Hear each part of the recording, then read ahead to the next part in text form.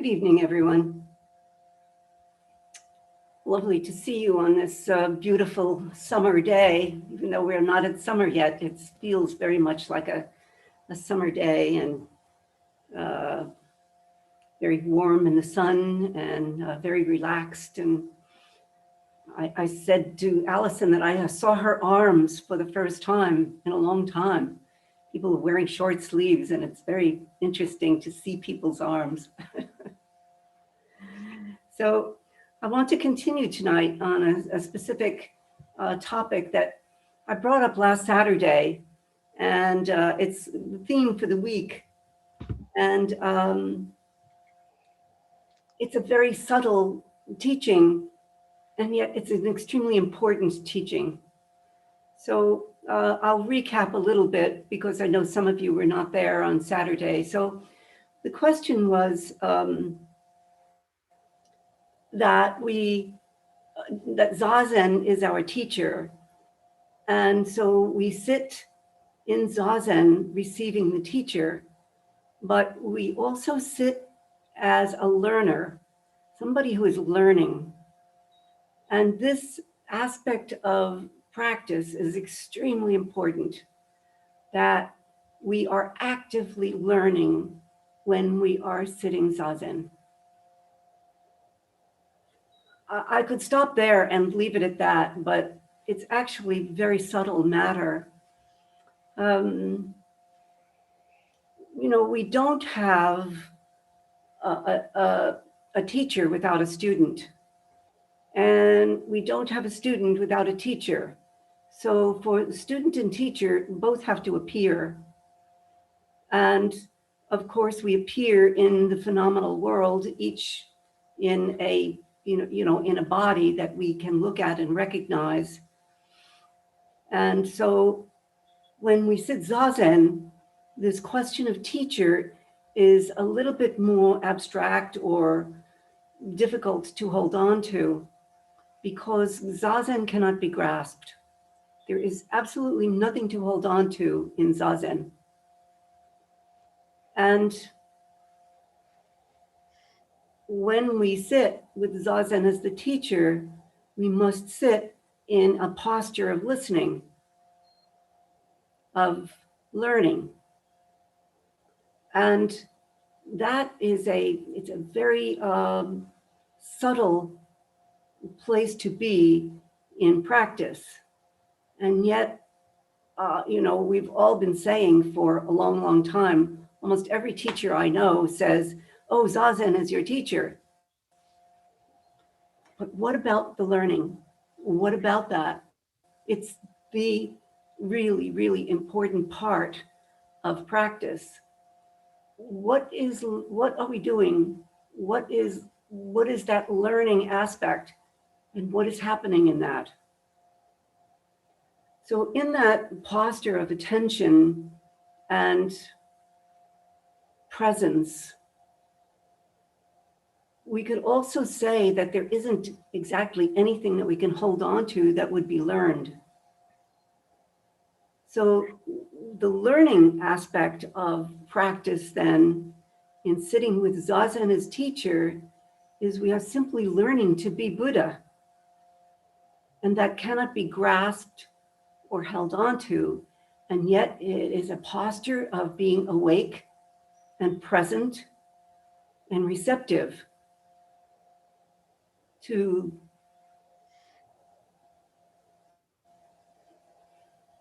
Zazen.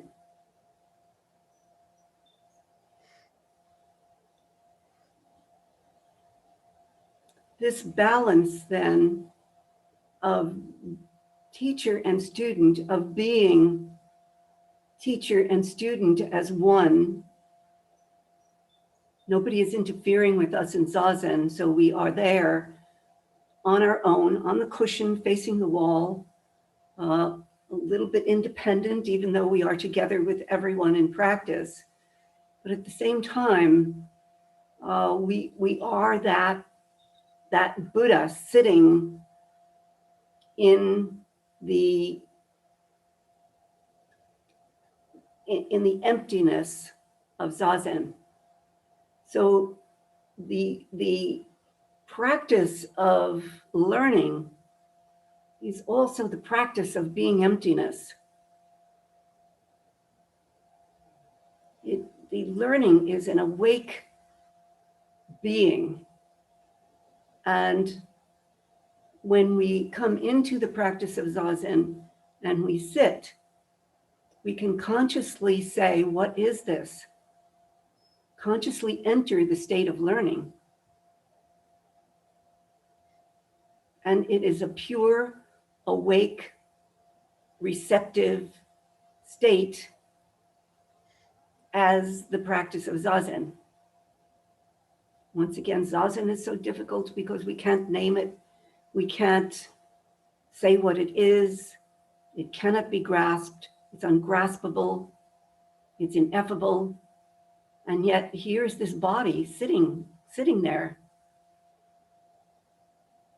And the best way to be Zazen is to be learning. And I don't say that in any way that I am sitting learning, because I is removed when we enter a state of learning. There is no I that is present to that. It is simply the complete engagement and listening and presence with Zazen itself, receptivity to Zazen itself. So there's no I present. There's no thinking about what happened today or what I have to do tomorrow. There's simply no thinking involved in being present to learning. Being learning, not being a learner, but being learning. That's a little bit different. No thinking happens in that.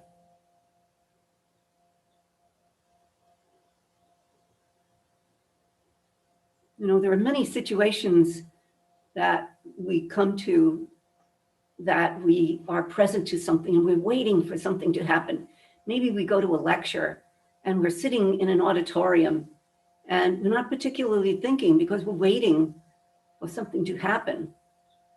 And so I don't want to say that that's what we are doing, but I want to say that that openness to being Zazen, to being the receptivity, to being merged as student and teacher occurs if we take the posture of learning in Zazen.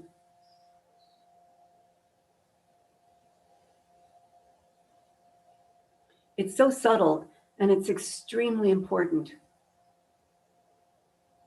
And I don't hear much ever being said about that except, oh, Zazen is your teacher. And yet, what is this doing? What is this doing on the cushion? What is happening? What is it?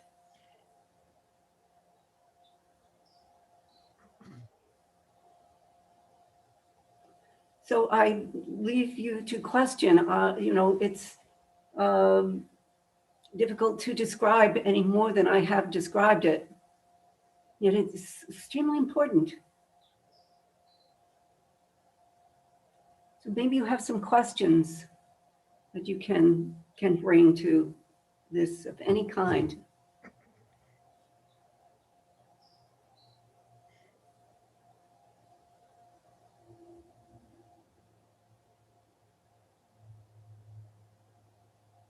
I was just thinking, you know, kind of when you're learning, you can learn things intellectually, and you can also learn a task, right? Just by like riding the bike, by repeating it over and over again. So in Zazen, you're not trying to comprehend something intellectually. So it's more like you're learning a task like riding a bicycle. But you know, it's kind of interesting. What is it that's practicing inside you if it's not your mind?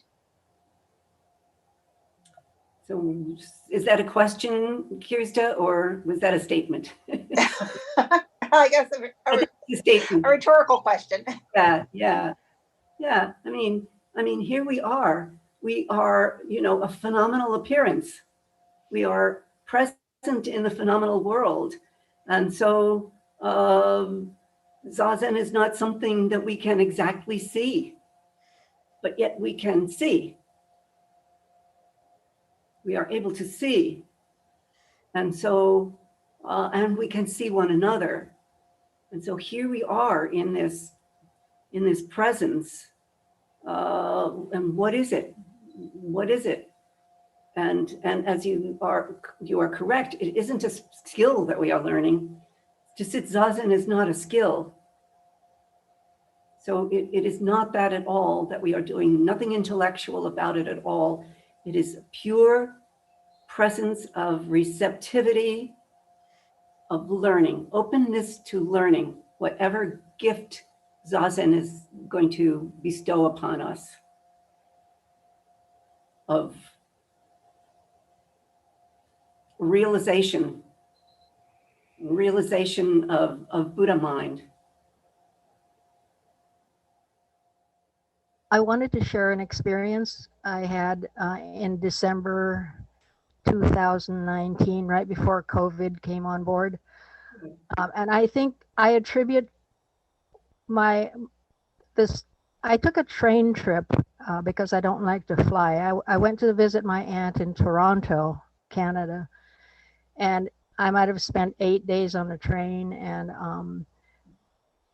I think what Zazen did for me, and we don't realize what's happening, but the cumulative effect of sitting and not being engaged with your mind, just being, I think it manifested on that whole trip, because a single woman on a train alone for 8 days, and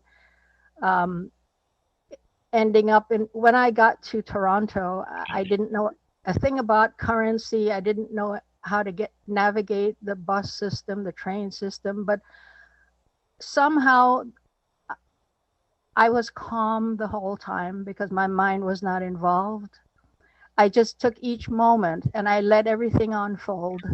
I ran into people at the train station who were helpful, and I didn't panic. Everything was just in the process. And I really think I couldn't have done it if I hadn't been a practitioner for a while.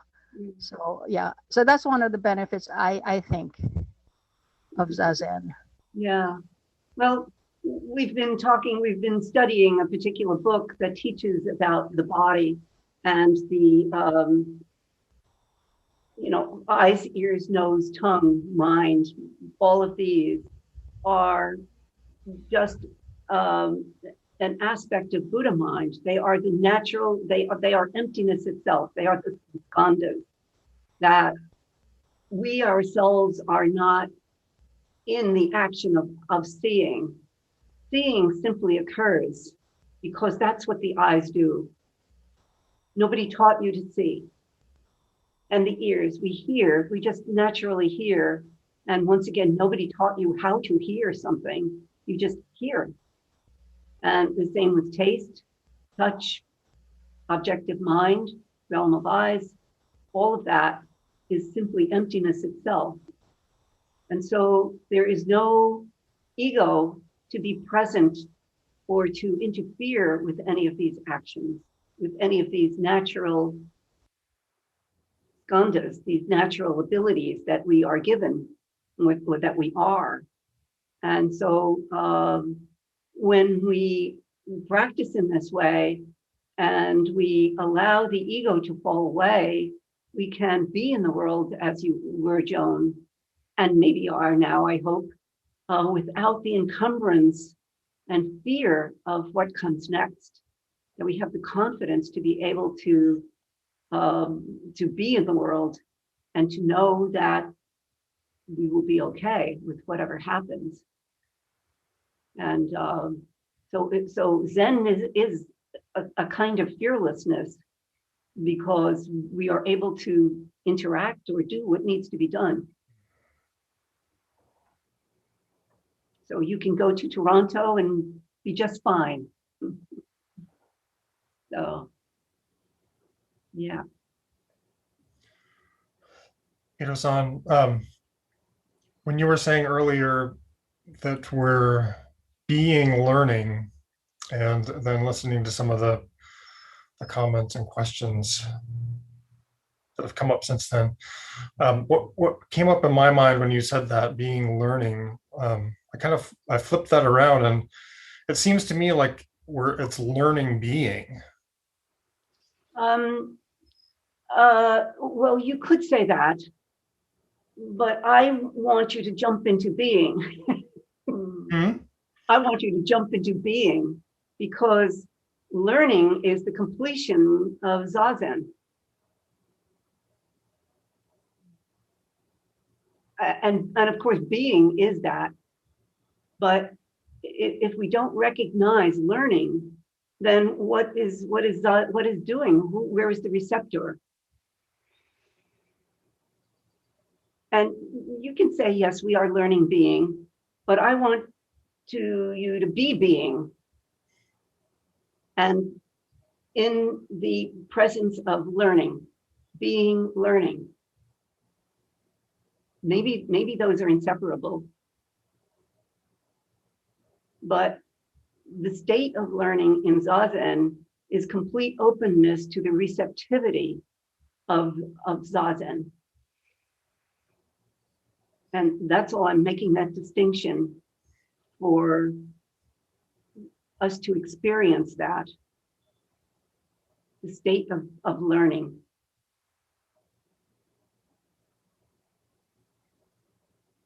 I mean, you already are being.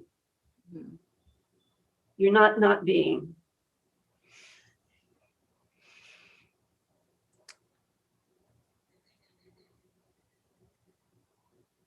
Learning to me sounds like there's something to be attained or acquired or attached to. No.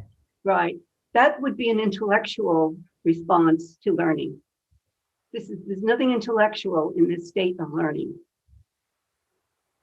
We are learning, well, you could say learning being, but being learning, we are completely open to Zazen as the teacher. Zazen is the complete teaching. You don't have to go anywhere else for that. So if there is a teacher, and if Zazen is teaching, what is happening here?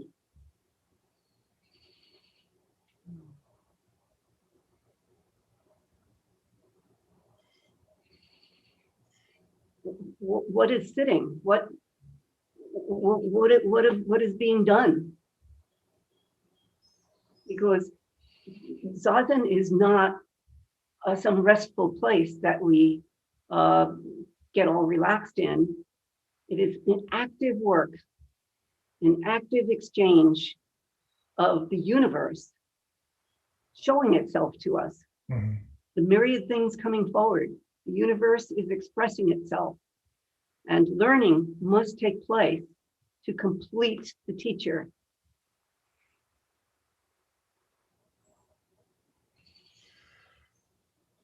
It's learning being present with whatever arises, whatever's there. That is the state of learning.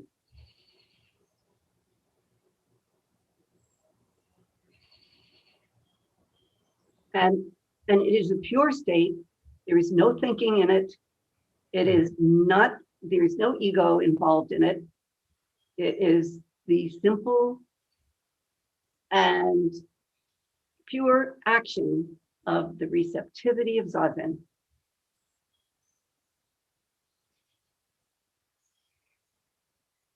And Zazen is not actually something outside of us either. Yeah.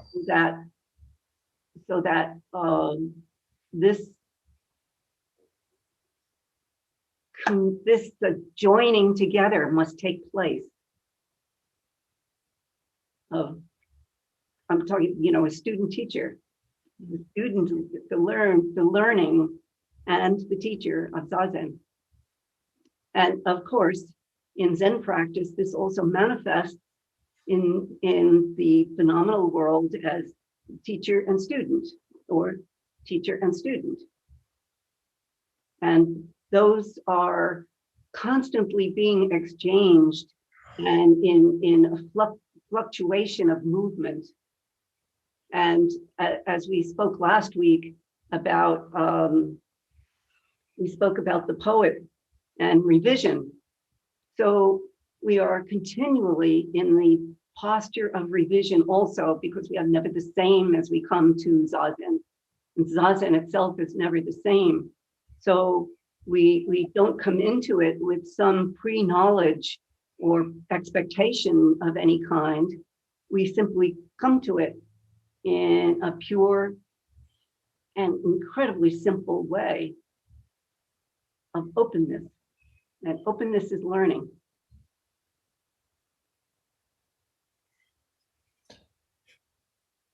Thank you. That's helpful. Yeah.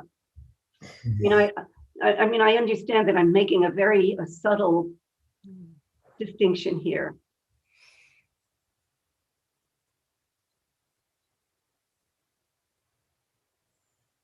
And just encouraging you, because it is very glorious to sit in such a way.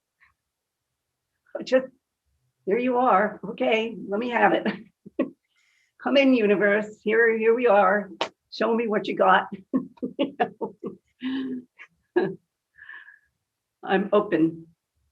I mean, it's that kind of simplicity that we bring to the state of learning. Zen mind, beginner's mind. Of course, Suzuki Roshi speaks about that, and we could say that about what I'm suggesting also. But the question of the learner being present to the teacher is a little bit different from beginner's mind, and yet very close at the same time. It's a little bit different way of saying it.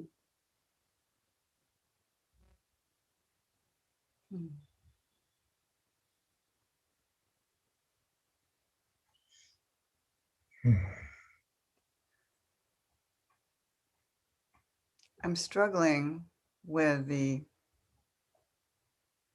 maybe it's the words, because you have a concept when you have a word, but they're not really two, the teacher as Zazen and the learner, but in a way they are subtly different experiences of the same thing. Sure. Yes. Sure. Okay.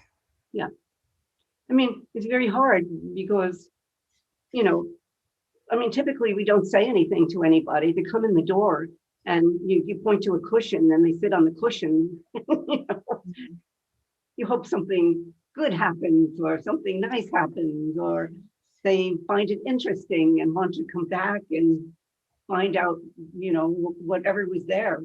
But we don't say, okay, Zazen is this thing that's going to appear in front of you, and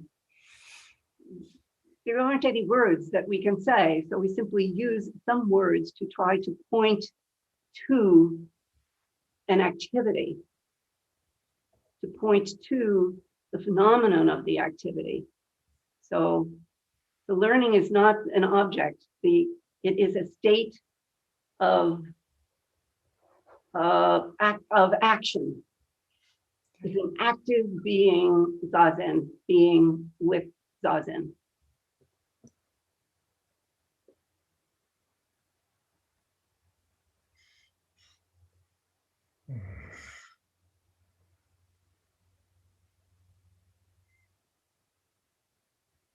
You know, and I suggest this also because it's useful to you all day long in every activity you do.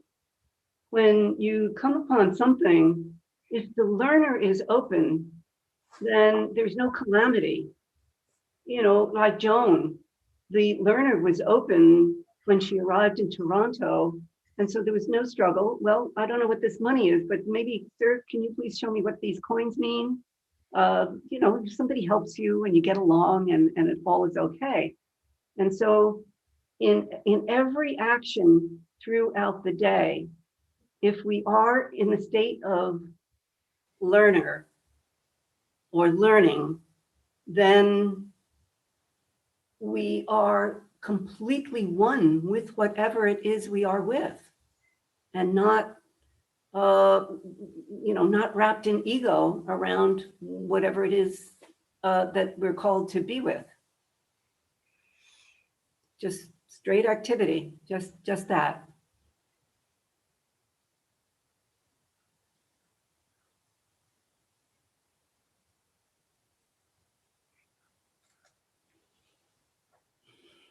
Hmm.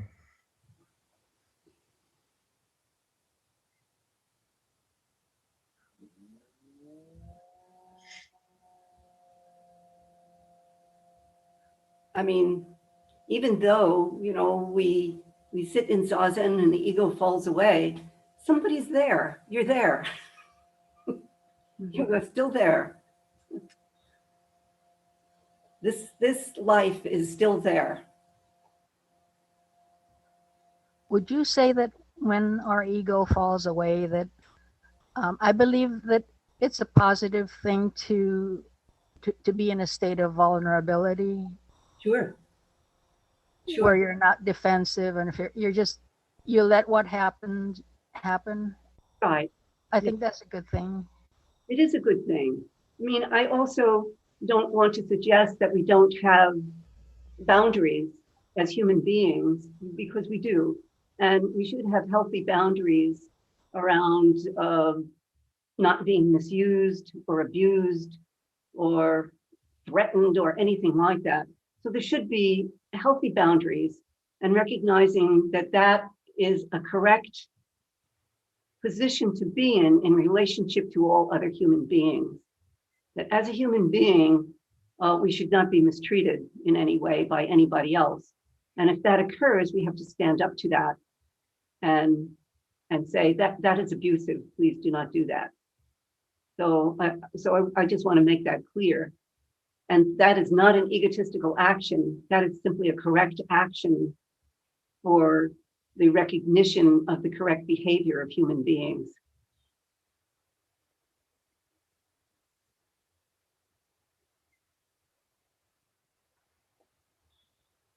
So.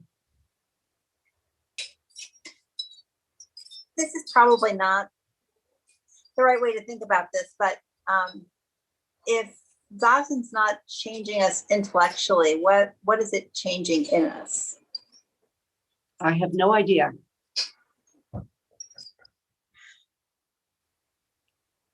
The thing is that all change is inevitable. Everything is changing at every single moment. That was something about the question of revision that we took up last week, that we're different in every single moment and everything is changing. We are changing, the body is changing, the plants are changing, everything is changing. And so,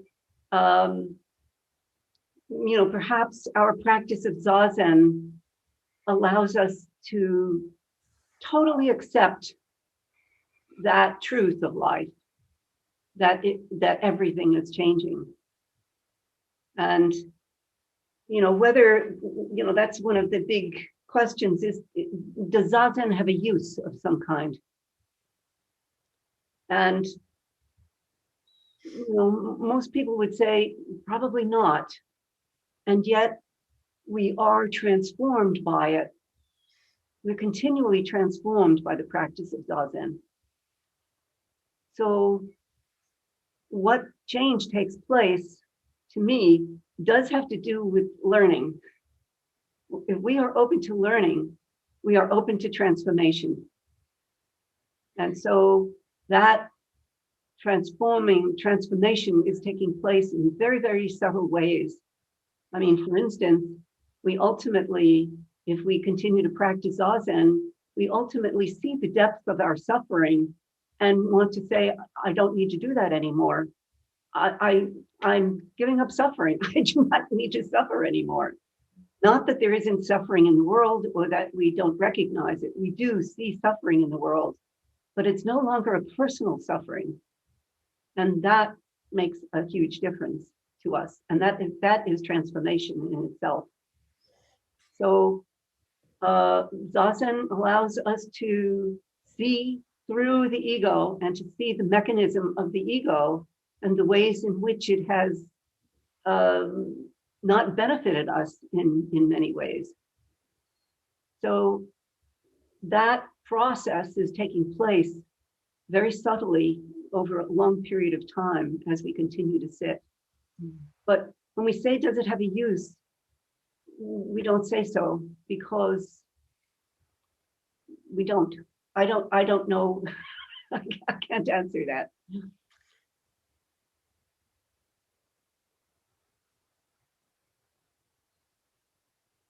But it is transforming.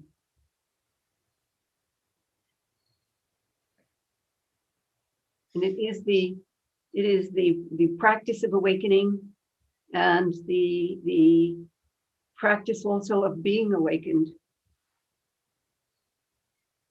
And as we understand the truth of Zazen and the truth of practice of Zazen, we cannot walk away from it.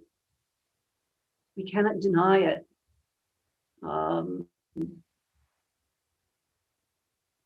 We simply say, that's my life, that's my life's practice. That's my practice.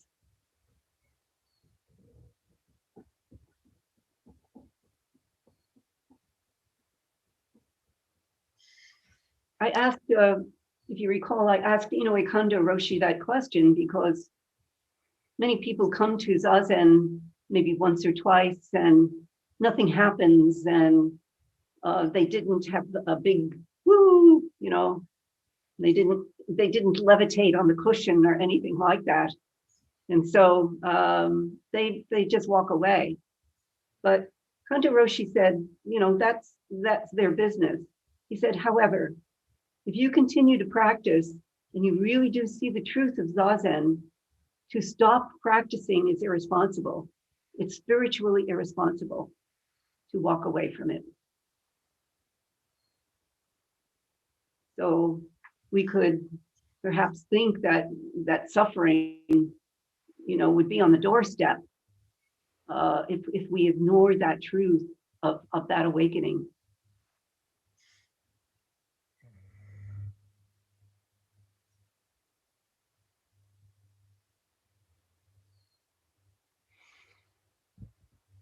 Eido-san, so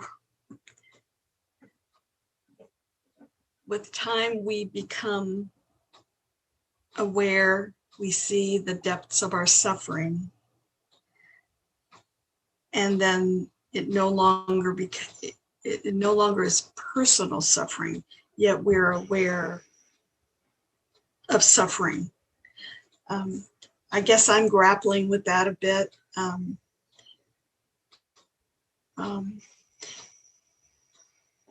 When I read, and forgive me, but when I read Lao Tzu and about Taoism some time ago and learned about how it's like water, it goes into every part of our being.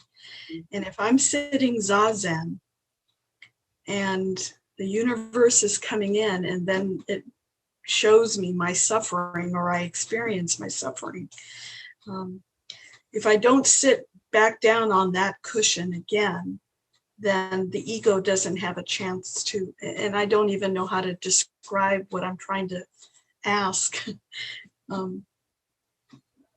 This is very profound and subtle, like you said, I think, but there's something about becoming aware of personal suffering and that I'm not quite sure I understand what to do with that.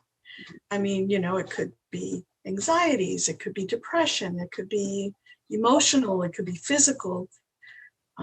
So could you help us maybe a little bit just with, or help me a little bit with that? Well, much of our personal suffering is generated by personal ego. I and me, and thinking that is the extent of who I am, just personal ego. So that the wearing away of that ego is a lessening of the opportunity to create suffering. And it's that simple, Gilda. It's not a huge, extraordinary thing.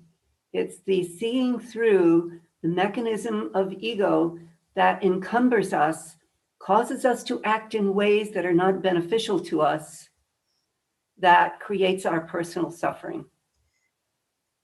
Now, it isn't that we aren't, if we see through the ego, we have an experience that opens us up and we see through ego.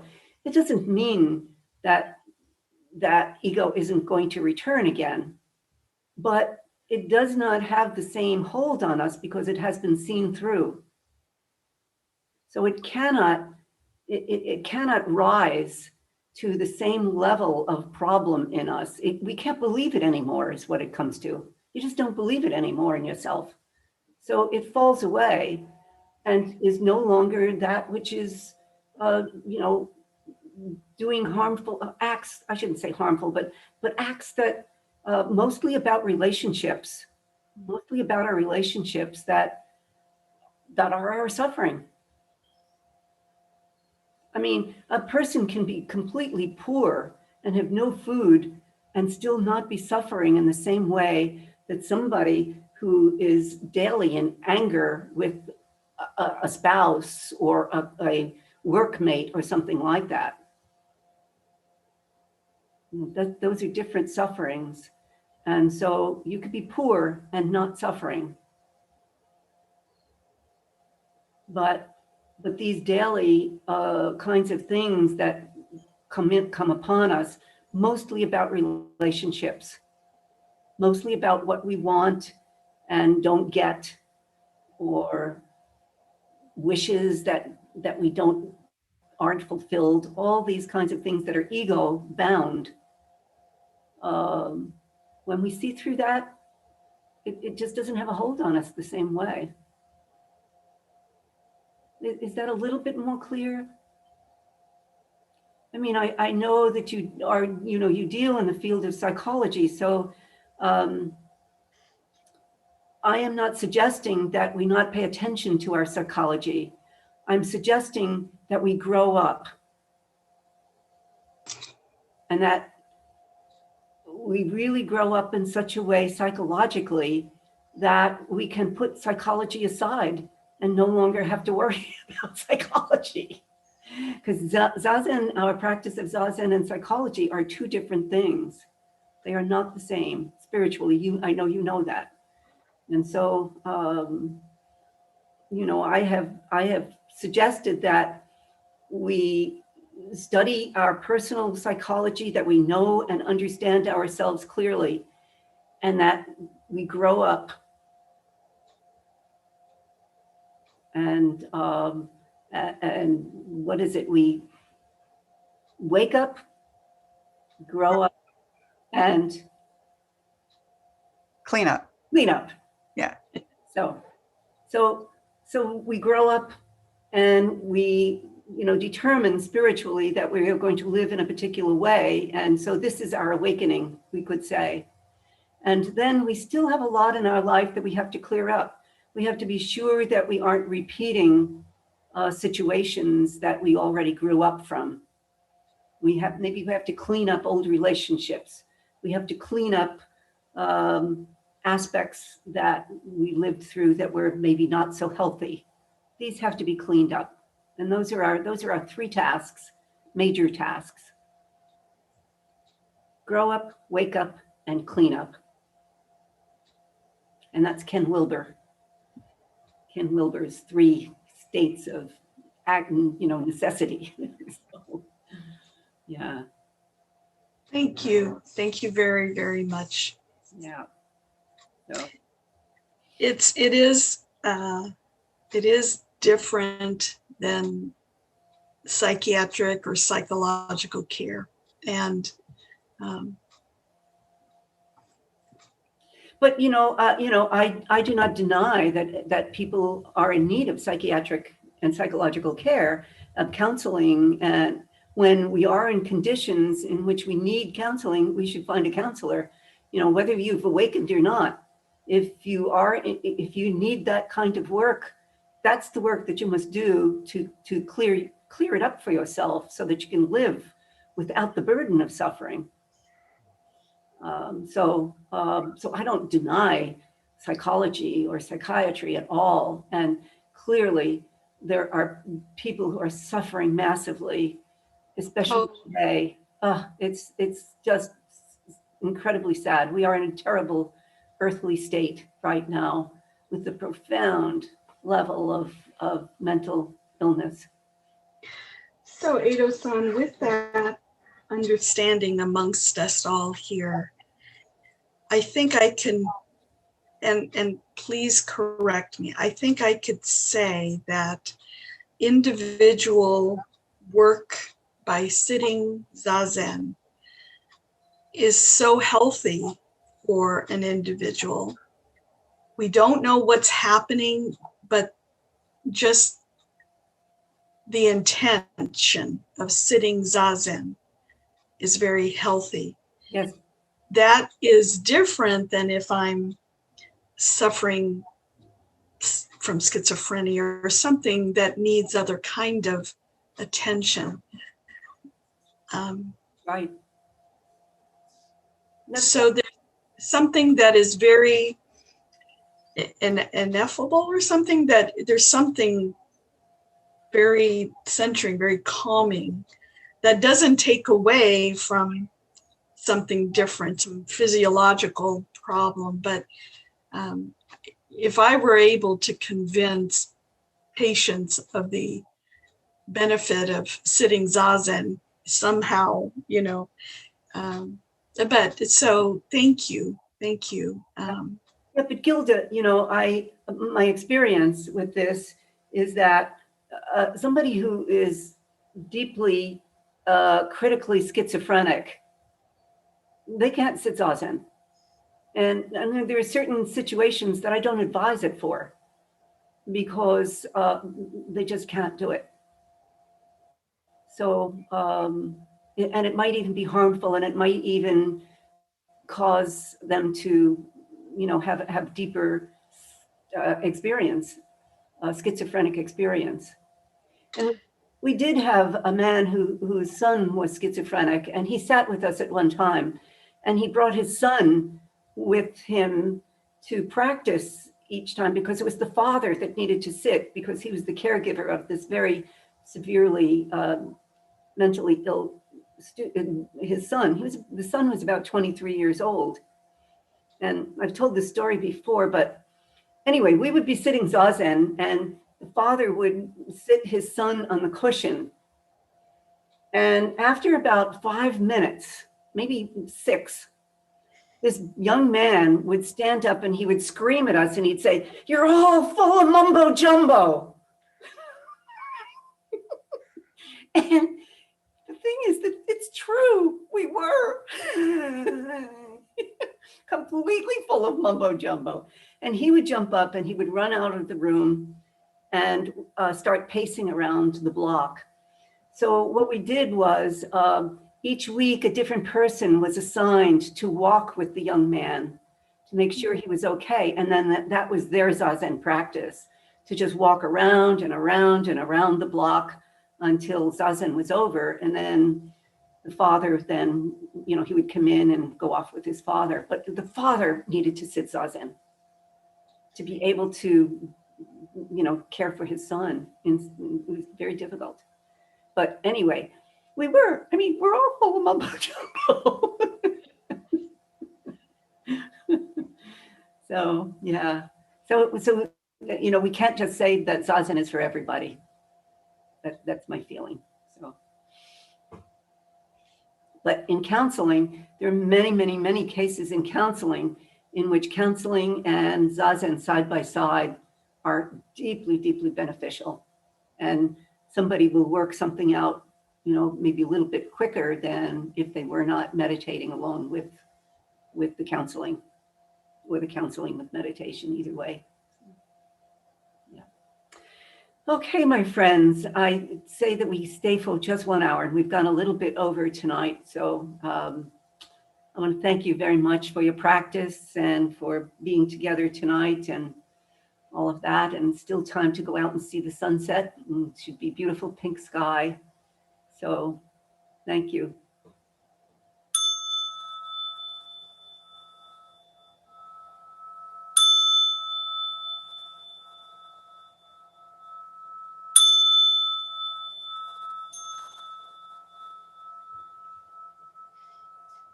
Thank you, everyone. Good night. Thank you. Good night. Be well.